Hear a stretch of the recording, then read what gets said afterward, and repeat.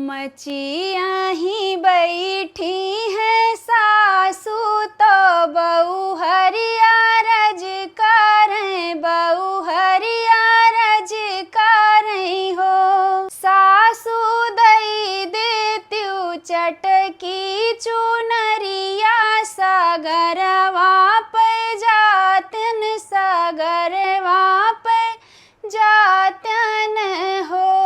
सासू जे बोलायूं न पाई ननद उठी बोलई, ननद हंसी बोलाई हो। भौजी तोहरे ना कौनो बेटउआ तो के का छठी अइब्यू, तो के का छठी अइब्यू हो।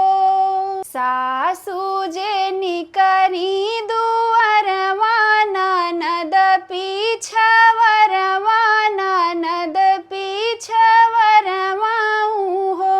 सखिया हनिली ही बजरे के मड़िया भीतर छठ पूजे आंगन छठ पूजई हो। अंगना माँ खोदई सगरवा तो भिटवा बनावई, तो भिटवा बनावई हो।